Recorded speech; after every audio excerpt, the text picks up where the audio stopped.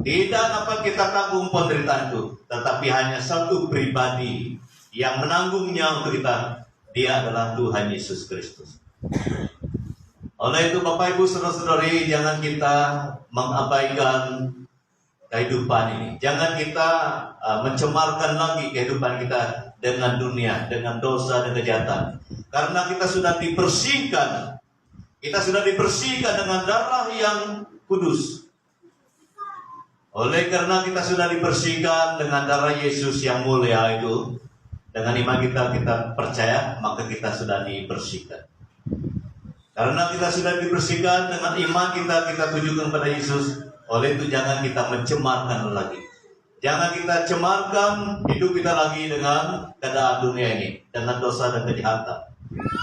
Karena Yesus katakan, aku sudah melakukannya, sudah sempurna. Dia katakan di salib, sudah selesai. Tidak ada yang kurang, sudah selesai, kata Yesus di kayu salib. Kalau kamu baca dalam peristiwa di mana dia menyerahkan nyawanya, dia katakan sudah selesai. Adapun kita melayani Tuhan, adapun kita memberi bukan karena kita menambah, tidak. Kita melayani Tuhan, kita memberi oleh karena kita bersyukur.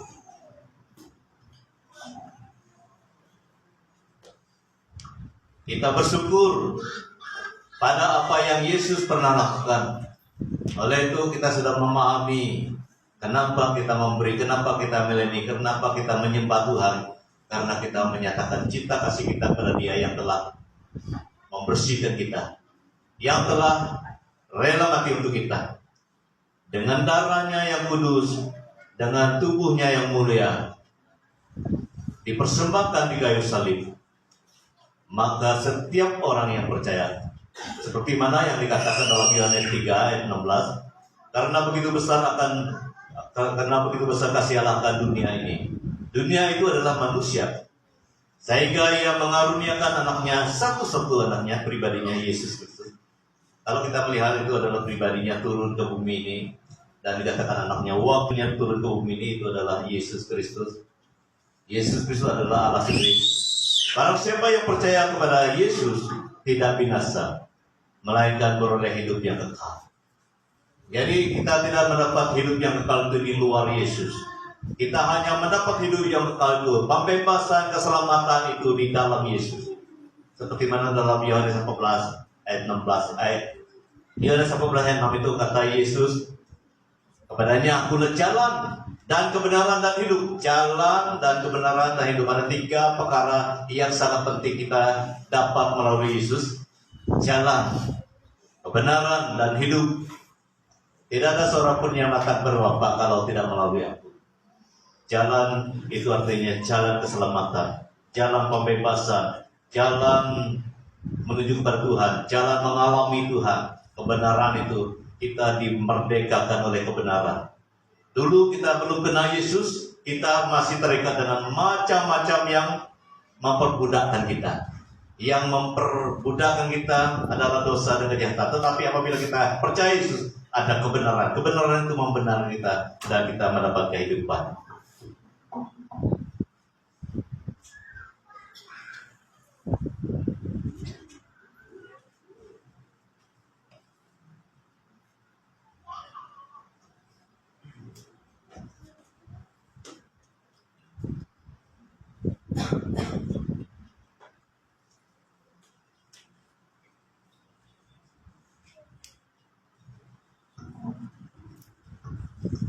Mari kita berdiri di depan Tuhan Yesus.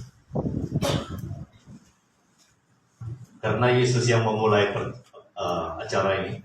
Perbuatan di antara murid-muridnya, Dia yang memulai acara ini. Seperti mana Dia telah memulai dan kita teruskan hari ini. Sampai bila Dia memberi kita peluang. Sampai bila kita hidup, kita harus mengistihadatkan acara ini, karena ini adalah acara tentang Tuhan Yesus yang telah menyerahkan tubuh dan darahnya. Mari kita membayangkan kita bersama dengan Dia, bersama dengan murid-muridnya, karena kita adalah murid Yesus. Yesus mengambil roti dan memecah-mecahkannya dan memberikannya kepada mereka dan berkata, makanlah kamu semua dari roti ini. Mari kita makan bersama karena kita adalah murid murid Yesus.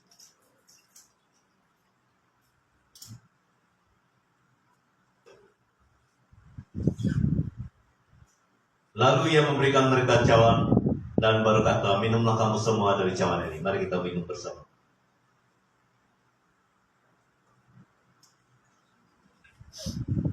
Tuhan, kami tahu bahwa roti ini adalah lambang kepada tubuhmu, dan air ini adalah lambang kepada darahmu. Engkau memulai acara ini, Tuhan. Engkau mau supaya kami ingat akan tubuh dan darahmu. Hanya melalui tubuh dan darahmu, Tuhan, kami dapat diselamatkan. Kami dapat mengalami Tuhan. Kami menjadi anak Tuhan. Dan kami mengalami banyak kasih setia Tuhan, kasih karunia, anugerah Tuhan. Terpujilah namamu Bapa, oleh karena pengorbananmu begitu besar untuk kami. Tolong kami semua, agar kami taat setia kepada Tuhan sampai ke garis akhir hidup kami. Di dalam nama Tuhan Yesus Kristus, kami mohon semuanya ini. Amin. Ya, silakan dulu, Tuhan berkati.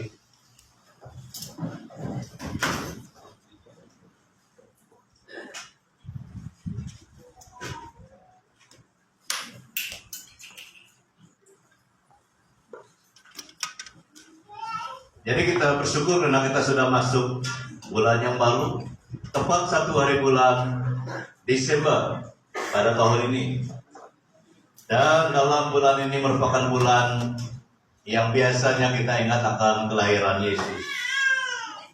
Seperti mana tema tahunan kita yang saya sudah sediakan, dalam bulan 12 ini kita belajar tentang kuasa dalam kelahiran Yesus, kuasa dalam kelahiran Tuhan Yesus Kristus. Jadi kita harus bangga karena ada seorang yang lahir untuk kita. Dia lahir untuk menyelamatkan kita. Dia lahir untuk memenuhi janji Tuhan. Karena sebelum dia lahir, sebelum dia dikandung dan dilahirkan, ada nubuatan tentang dia. Nubuatan artinya ada message, ada berita daripada Tuhan yang berkenaan dengan pribadi Tuhan yang akan dilahirkan. Kalau kita melihat beberapa teks nanti, ada saya selipkan dalam beberapa bahagian yang menyatakan bahwa kelahirannya itu sudah dinubuatkan, sudah diberitakan. Sebelum dia datang, dia sudah diwar-warkan oleh malaikat kepada manusia sebelum ini. Jadi mari kita melihat dari satu firman Tuhan pada hari ini yang saya sediakan dalam slide.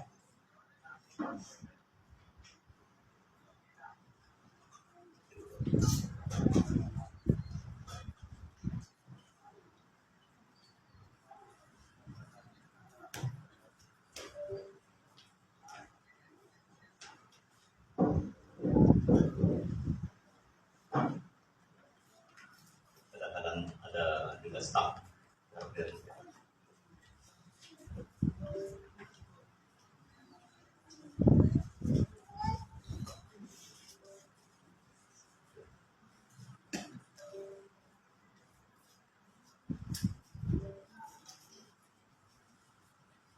Oke, dulu.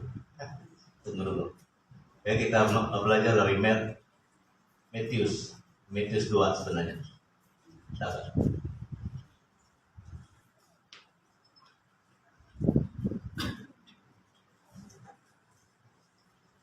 Sementara kita tunggu, kita melihat dari Matius 2 ayat 1 sampai 6. Matius 2 ayat 1 sampai 6.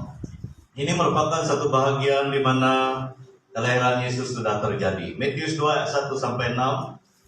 Firman Tuhan berkata demikian, sesudah Yesus dilahirkan di Betlehem, di tanah Yudea pada zaman Raja Herodes, datanglah orang-orang Majus dari timur ke Yerusalem dan bertanya-tanya, di manakah dia, Raja orang Yahudi yang baru dilahirkan?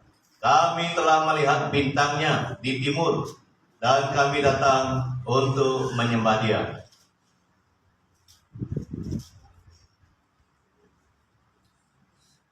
Ketika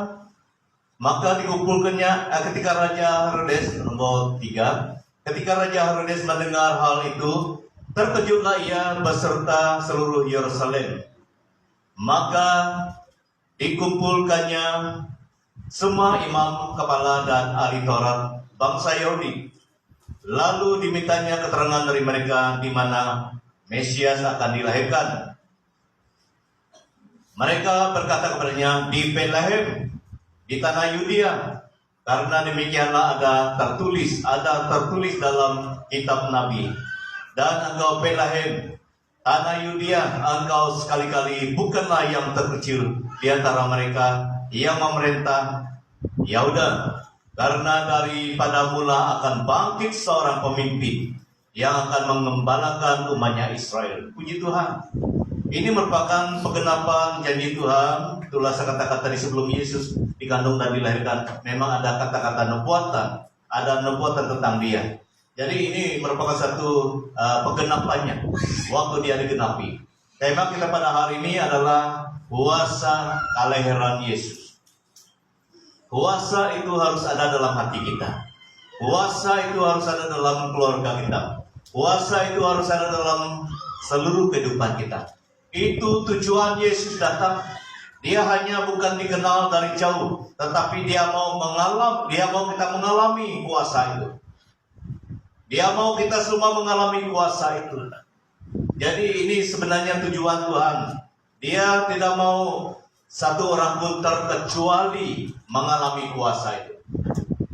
Baik daripada bangsa apapun sebenarnya, dari bangsa Israel sampai ke bangsa kita hari ini, di bagian ini kita harus mengalami kuasa itu. Ada 3 perkara yang kita lihat, yaitu dari ayat yang pertama sampai yang kedua. Dia katakan dalam ayat pertama, sesudah Yesus dilahirkan. Ini penting, sesudah Yesus dilahirkan di Betlehem, di tanah Yudea. Pada zaman Raja Herodes, datanglah orang-orang Majus dari timur ke Yerusalem dan bertanya-tanya, di manakah dia, raja orang Yahudi yang baru dilahirkan ini? Kami telah melihat bintangnya di timur dan kami datang untuk menyembahnya. Kita perhatikan bagian ini, luar biasa teks ini. Luar biasa yang terjadi setelah Yesus lahir. Ada sesuatu yang heran terjadi dalam kehidupan orang Majus. Ada juga yang terjadi dalam kehidupan orang Israel. Karena orang Israel tertidur. Kita akan melihat bagaimana mereka mereka terlupakan firman Tuhan. Yang pertama, sesudah Yesus dilahirkan di Betlehem di tanah Yudea, ada sesuatu yang heran terjadi dalam kehidupan orang Majus. Dan kita ingat perkataan Yesus kepada Pilatus. Kalau kita melihat Yohanes 18, kita perhatikan ini. Yohanes 18 36 dan 37. Jawab Yesus, kerjaanku bukan dari dunia ini. Maka kata Pilatus kepadanya, jadi engkau adalah raja. Jadi engkau adalah raja. Jawab Yesus, engkau mengatakan bahwa aku adalah raja. Untuk itulah aku lahir dan untuk itulah aku datang ke dalam dunia ini, supaya aku memberi kesaksian tentang kebenaran. Perhatikan, kebenaran, tentang kebenaran. Setiap orang yang berasal dari kebenaran mendengar suara. Waktu Yesus lahir, ada sesuatu yang terjadi dalam kehidupan orang Majus. Mereka dari jauh sana mau mencari Yesus dan menyembah Dia. Jadi saudara, apa artinya untuk kita hari ini? Apabila Yesus benar-benar ada dalam hati kita, ini yang kita perlu alami. Kita mempunyai kerinduan untuk datang mencari Yesus, baik di rumahnya maupun dalam firman-Nya, karena Dia mau menyatakan kebenaran dalam kehidupan kita manusia. Jadi apabila kita sudah kenal Dia berpuluh tahun, perlu ada kerinduan itu. Kita perhatikan, nomor 2. Nomor dua, datanglah orang-orang Majus dari timur ke Yerusalem bertanya-tanya, di manakah raja orang Yahudi yang baru dilahirkan? Kalau kita perhatikan, mereka ini bukan orang Israel, mereka ini nujum, astrologi, astronomi. Dia ada dua bidang mereka. Mereka ini sebenarnya bukan orang Yahudi, bukan orang Israel. Mereka adalah orang yang lain. Tetapi kita melihat pekerjaan Tuhan dalam kehidupan mereka, karena Tuhan bekerja dalam hati mereka. Kita perhatikan 1 Samuel. Tetapi berfirmanlah Tuhan kepada Samuel, janganlah pandang parasnya atau ini waktu dia memilih Daud. Dia melihat hati semua abang-abang Daud itu tidak berkenan, tetapi hanya hati Daud itu yang berkenan. Kenapa Tuhan melihat dan bekerja dalam hati? Yang kedua, bagaimana kita dapat perhatikan ada perubahan dalam kehidupan orang Majus? Ini Raja Kores. Esra 1:1. Pada tahun pertama zaman Kores, Raja negeri Persia, Tuhan menggerakkan hati Kores, Raja Persia itu, untuk menggenapi firman yang diucapkan oleh Yesaya. Raja Kores yang tidak menyembah Tuhan itu dipakai oleh Tuhan untuk mengizinkan orang Israel pulang, karena orang Israel pada masa itu di dalam tawanan Babel. Dia menggerakkan hati Raja Kores. Tuhan menggerakkan, Tuhan berkuasa dalam hati manusia. Itu sebabnya orang Majus ada kerinduan, karena kita percaya, sangat percaya Tuhan sudah bekerja dalam hati orang Majus. Walaupun orang Majus itu bukan asalnya orang yang mengenal Tuhan, tetapi Tuhan berkuasa, bekerja dalam hati. Demikian juga dari dia dapat melihat hati abang-abang Daud dan hati Daud sendiri. Dia dapat melihat hati dan dia dapat bekerja dalam hati manusia. Bukan waktu zaman dulu saja, tapi hari ini juga, saudara. Tuhan dapat melihat hati kita. Mungkin kita datang ke rumah Tuhan, kamu pikir Tuhan tidak dapat melihat hati. Tuhan sangat melihat hati kita. Itu sebabnya kita mengalami Tuhan dengan hebat, karena kita datang ke rumah Tuhan dengan hati yang sungguh, dengan sepenuh hati kita. Ada orang di rumah Tuhan, dia di rumah Tuhan, tapi dia ingat dia punya sawit. Ini satu yang tidak menyenangkan hati Tuhan. Dua perkara yang kita perhatikan di sini, Tuhan mengenal hati dan Tuhan dapat bekerja dalam hati. Jadi saudara, yang kita perhatikan dalam bagian ini adalah kita perlu jaga hati kita. Karena Amsal katakan, jagalah hatimu dengan segala kewaspadaan, karena dari sanalah mengalir kehidupan. Hati kita sangat penting. Itu sebabnya orang Majus dari jauh sana datang mencari bayi Yesus, karena Tuhan sudah bekerja dalam hati. Jadi tidak lama lagi kita akan merayakan Natal, Christmas. Dan itu adalah perkara yang nomor 2, nomor 3. Perkara yang nomor 1, sudahkah Yesus lahir dalam hati kita? Jadi berapa kali pun kita merayakan Christmas, kalau Yesus belum lahir dalam hati kita, Yesus belum bertapa dalam hati kita, tidak mungkin ada hal yang luar biasa terjadi. Ini satu perkara rema hari ini yang perlu kita perhatikan. Harus ada satu perubahan dalam hati kita, karena kita sangat percaya Tuhan mengenal hati. Tuhan boleh bekerja dalam hati kita. Kita harus katakan, ku sembah Kau ya Allahku, ku tinggikan nama-Mu selalu, dengan sepenuh hati, bukan dengan kata-kata yang indah saja. Kita harus menyembah Tuhan dengan sepenuh hati. Baru ada hal-hal yang luar biasa terjadi. Kita melihat orang Majus itu bukan orang yang kenal Tuhan pada mulanya, tapi dia kenal hati orang ini boleh saya pakai. Hati mereka ini boleh saya gerakkan untuk mencari di mana Tuhan. Kita sama dengan orang Majus, ciptaan Tuhan, tetapi kita harus sama mengizinkan Tuhan bekerja dalam hati kita. Amin. Mengizinkan Tuhan bekerja dalam hati kita, baru kita mendapat sesuatu. Nanti waktu kita merayakan Christmas ataupun Natal, kita ada sesuatu yang luar biasa, karena hati kita sudah siap. Bukan siap hari ke saja, siap setiap hari untuk Yesus. Setiap hari hati kita siap untuk Yesus. Ini penting saudara. Kadang-kadang kita mau mengalami Tuhan waktu KKA besar-besaran. Memang ada. Tetapi bukan waktu itu saja Tuhan mau hadir dalam hidup kita. Langkah pertama adalah hati kita harus terbuka, harus kita siap untuk Tuhan. Barulah Tuhan boleh melakukan sesuatu. Luar biasa, orang Majus. Mereka mengalami Tuhan karena hati mereka sudah dilawat oleh Tuhan. Yang ketiga, ini yang saya katakan tadi, ahli astronomi dan ahli astrologi. Dua bidang ini adalah bidang orang Majus. Ini mereka tidak kenal Taurat itu. Mereka tidak kenal Taurat Tuhan, tidak kenal. Mereka ini hanya pakar bintang, pakar bumi ini. Itu kepakaran orang Majus.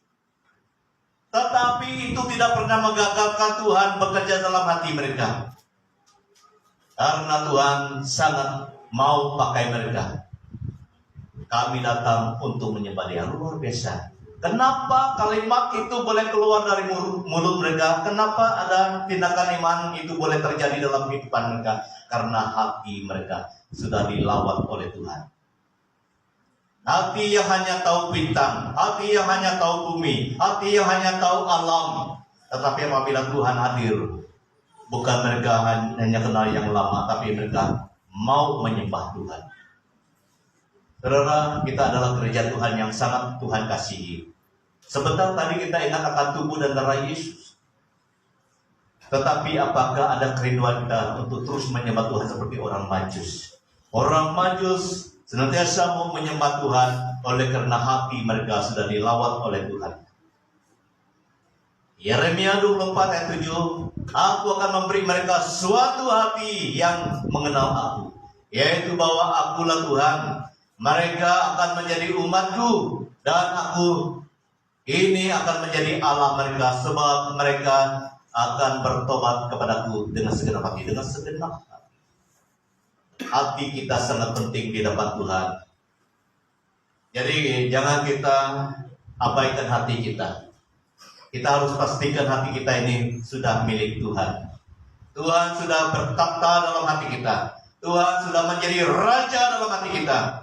Apabila Tuhan sudah bertakhta dan menjadi raja dalam hati kita, kita akan menjadi seperti orang Majus, senantiasa mau datang menyembah Tuhan, menyembah Tuhan Yesus. Tetapi apabila hati seorang berpaling dari kepada Tuhan, maka selubung itu akan diambil. Apapun yang menghalangi kita mengenal Tuhan akan diambil, karena kita mau berpaling kepada Tuhan. Itulah saya katakan dari awal tadi, hati ini penting. Apabila hati kita terbuka kepada Tuhan, apapun yang menghalangi kita mengenal Tuhan akan disingkirkan.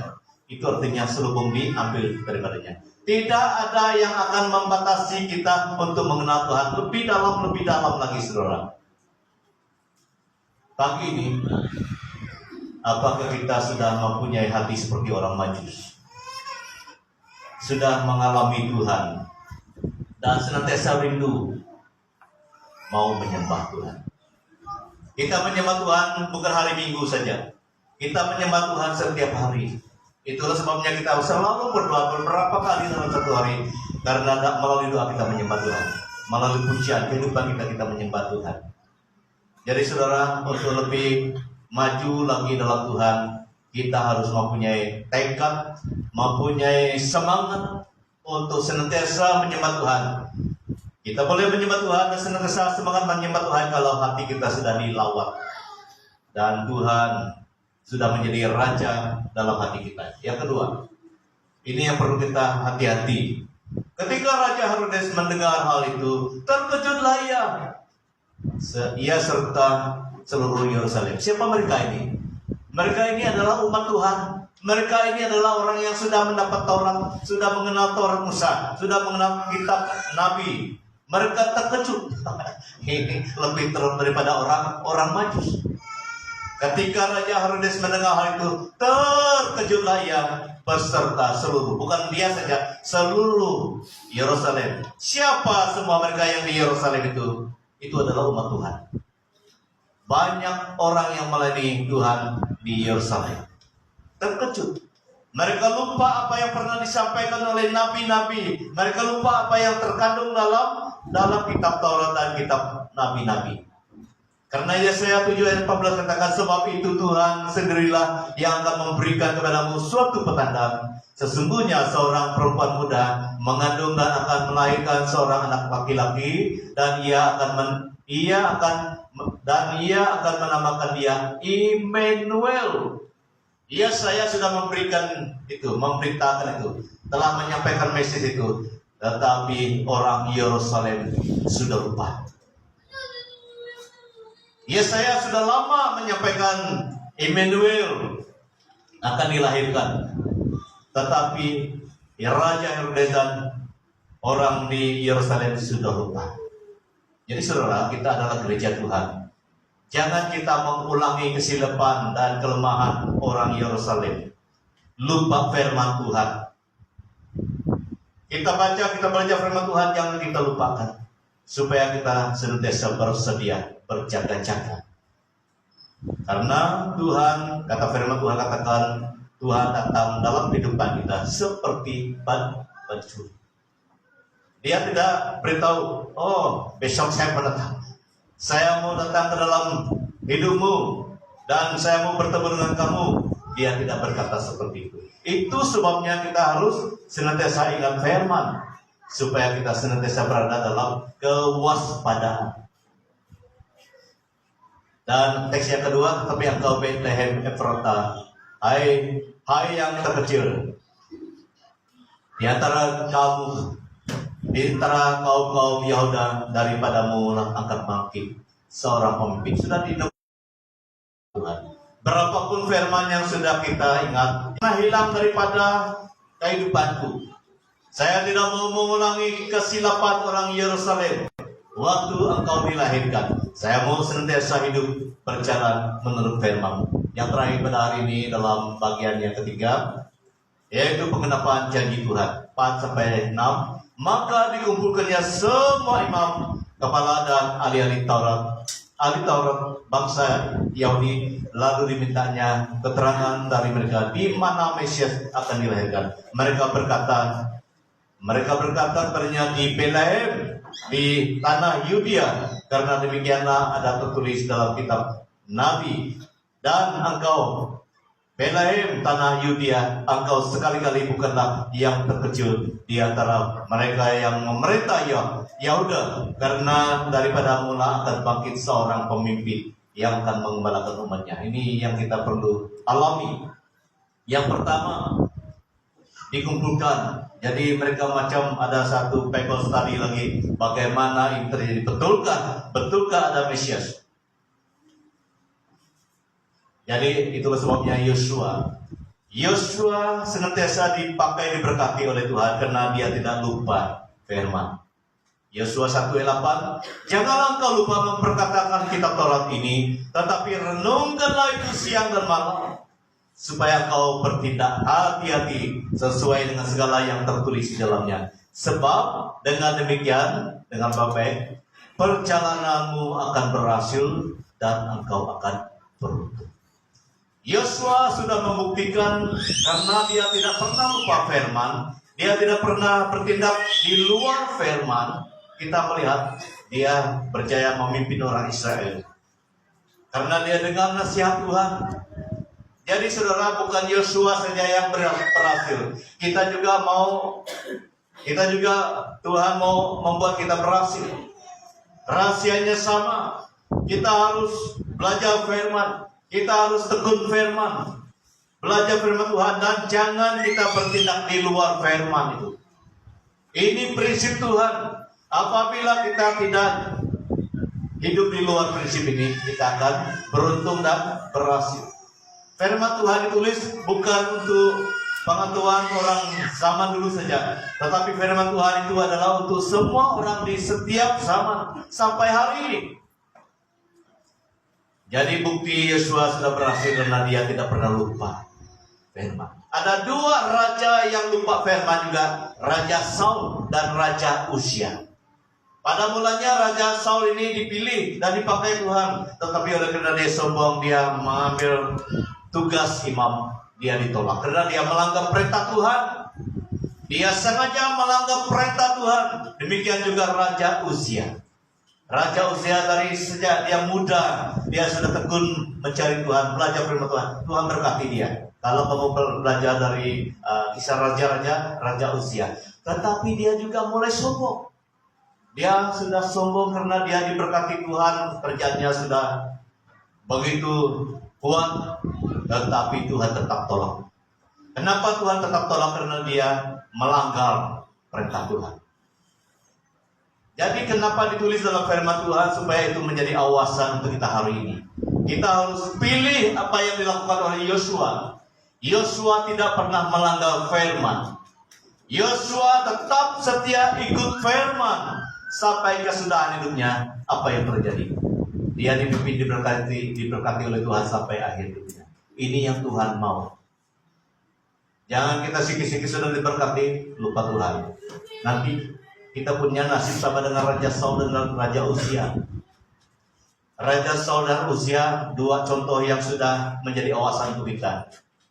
Kalau kita sengaja melanggar firman, hidup di luar firman, jangan harap Tuhan mau ikut kita. Jangan harap Tuhan mau memberkati kita. Tetapi apabila kita sama dengan Yosua, pasti Tuhan akan pimpin berkati kita sampai kesudahan hidup kita. Ini janji Tuhan. Yang kedua, mereka berkata di Betlehem. Itu bukan sesuatu yang kebetulan, sudah dirancang. Seperti dalam Mika 5 ayat 2. Tetapi engkau, hai Betlehem Efrata, hai yang terkecil di antara kaum Yehuda, daripada mula bangkit bagimu seorang yang akan memerintah Israel. Dan permulaan sudah sejak zaman dulu kala. Ini sudah ditetapkan, sudah dipilih oleh Tuhan. Memang Betlehem itulah tempat Yesus dilahirkan, tidak ada yang lain. Jadi saudara, firman itu tidak pernah salah. Nubuatan yang pernah disampaikan oleh Nabi tidak pernah salah. Jadi itu sudah berlalu, sudah terjadi. Kita sedang mentaati, sedang bertekun belajar firman Tuhan. Firman Tuhan itu juga tidak pernah salah. Apabila kita tak setia mengikuti firman, janji Tuhan dalam firman itu tidak pernah akan berlalu kalau kita tak setia pada firman. Karena di dalam firman itu ada rencana dan kehendak Tuhan. Tidak pernah silap. Yang terakhir, yaitu akan bangkit. Ini yang kita perlu lihat. Ada sesuatu yang perlu kita lihat di sini.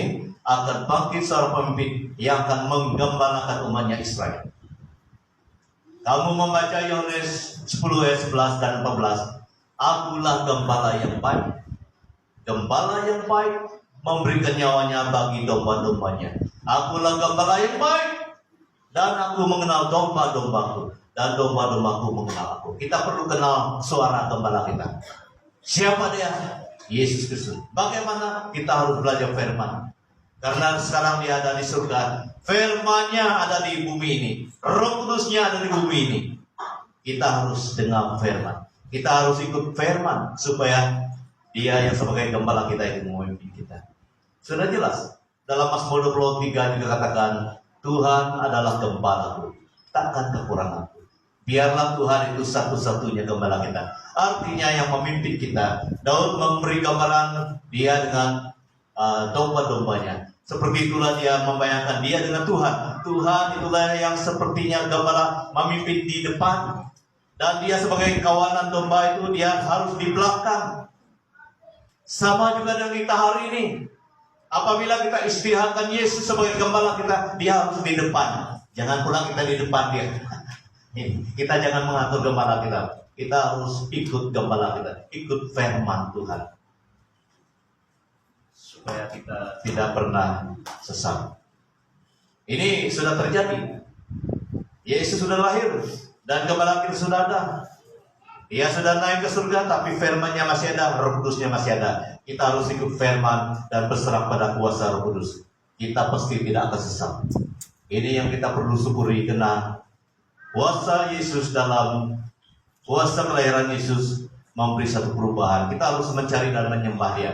Kita tidak boleh lupa firman. Kita harus ikut gembala kita, karena gembala kita adalah Tuhan Yesus. Mari kita berdoa. Tuhan, kami sangat percaya Engkau adalah gembala yang baik. Engkau menggenapi segala sesuatu yang sudah dinubuatkan. Karena Engkau adalah pemimpin yang perlu kami percayai. Engkau adalah pemimpin yang dapat menuntun kami di jalan yang benar. Engkau adalah pemimpin yang boleh menyelamatkan kami, sehingga apapun pengaruh-pengaruh dunia ini tidak akan membawa kami menyimpang dari rencana dan kehendak Tuhan. Tuhan, kami akui bahwa Engkau adalah gembala yang baik yang sudah terjadi. Engkau sudah melakukan semuanya dengan sempurna. Engkau lahir bagi kami, Engkau datang ke bumi ini untuk kami, dan Engkau sudah menggenapi karya penebusan. Dan kami perlu terus menyembah Engkau. Kami perlu rindu kepada-Mu Tuhan. Ini hati kami Tuhan. Hati kami terbuka di depan-Mu.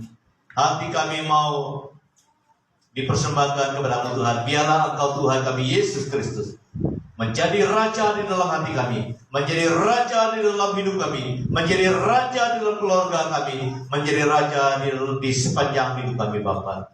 Tuhan, kami rindu untuk mengalami Tuhan seperti mana orang Majus. Orang Majus adalah orang yang bukan umat pilihan Tuhan, tetapi Tuhan boleh bekerja dalam hati mereka, seperti Tuhan bekerja dalam hati orang Raja Kores. Tuhan bekerja dan melihat hati Daud. Tuhan juga boleh melihat hati kami dan boleh bekerja dalam hati kami. Dan kami rindu supaya Tuhan terus bekerja dalam hati dan kehidupan kami Bapa. Seperti mana Yosua, Engkau nasihati supaya dia senantiasa ingat akan Taurat-Mu, firman-Mu Tuhan, dan bertindak hati-hati sesuai dengan apa yang sudah tertulis. Yosua berhasil, Yosua beruntung, Yosua Engkau pimpin sampai ke garis akhir. Demikian juga kami Tuhan, kami rindu mengalami apa yang pernah dialami oleh Yosua hamba-Mu. Tuhan Yesus, kami rindu mengalami Tuhan lebih lagi. Berkati kehidupan kami, berkati bisnis kami, berkati pekerjaan kami, berkati keluarga kami, berkati perjalanan hidup kami Bapa. Engkau Raja kami, Engkau lahir untuk kami. Haleluya Bapa, terima kasih. Di dalam nama Tuhan Yesus Kristus, kami sudah berdoa dan mohon semuanya. Amin. Memberkati. Jadi sekarang saya memberi masa kepada hambanya untuk meneruskan acara kita, membaca buletin dan doa penutupan. Doa berkati.